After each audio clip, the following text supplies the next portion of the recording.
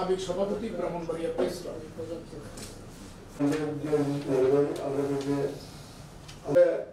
আমরা কথা বলতে পারি।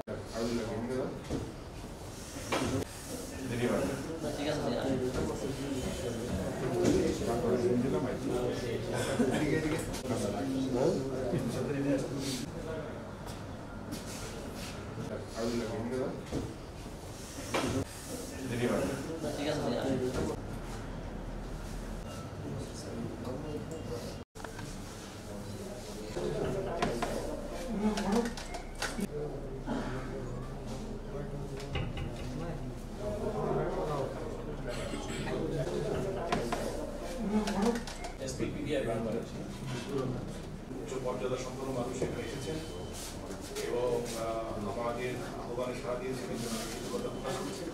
প্রথমেই আমি জানি না তো আমি আসলে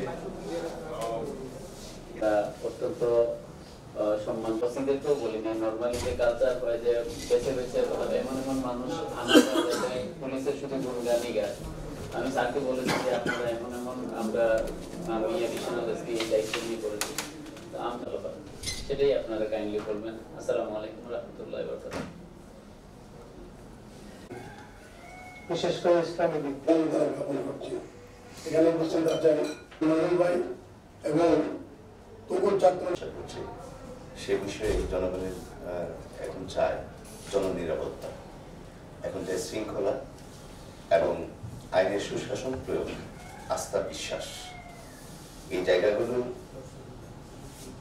যার উপর দায়িত্ব, আপনাদের উপরে দায়িত্ব, কারণ আইন শৃঙ্খলা রক্ষার দায়িত্বটা সাধারণত আপনাদের হাতে।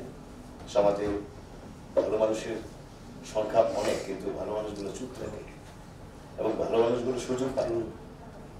যেখানে যায় সেখানে যদি এই ভালো মানুষরা আহত হয়, মর্মাহত হয়, বঞ্চিত হয়, সেখানে ভালো মানুষরা চুপ হয়ে যায়। কিন্তু এখন একটি জাগরণের সমান।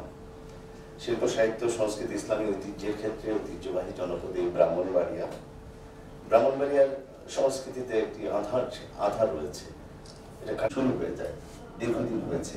আর কত আমাদের গ্রামীণ জনপদের মানুষের যে দাঙ্গা পোশাক এই ব্রাহ্মণবাড়িয়ার ঐতিহ্যকে ফুল্লরিত করেছে। এ থেকে আমরা মুক্তি পেতে চাই। আধুনিকভাবে সেজে উঠছে পুলিশ এবং আধুনিক এই সজ্জায় নতুন প্রযুক্তি সম্পন্ন পুলিশ, নতুন জ্ঞান সম্পন্ন মেধাবী পুলিশ আমরা ব্রাহ্মণবাড়িয়াবাসী চাই। আমরা ব্রাহ্মণবাড়িয়াবাসী চাই বিভিন্ন সমস্যা নিরূপণ। সমস্যাগুলো আমরা বলতে পারি, সমালোচনা করতে পারি, তর্ক করতে পারি, বিতর্ক করতে পারি, কিন্তু সমাধান কিভাবে হবে যার যার কাছে অর্পিত দায়িত্ব আমরা যদি পালন না করি তাহলে সেটা সম্ভব নয়। এক্ষেত্রে পুলিশের প্রতি জনগণের বড়ই আশা। আমরা বলেছি যে আমাদের কিন্তু রক্তঋণ রয়েছে ছাত্র জনতার নির্যাতনে। এই রক্তঋণ পেরিয়ে যদি এখন কিছু না করা যায় ভবিষ্যতে কি হবে জানি না। তবে ব্রাহ্মণবাড়িয়ার বাসী যে কোনো কাজে, যেহেতু সম্প্রীতির রাজধানী বলা হয়, সংস্কৃতির রাজধানী বলা হয়, এখানকার মানুষ সহযোগিতামূলক, সবাই সহযোগিতা করে।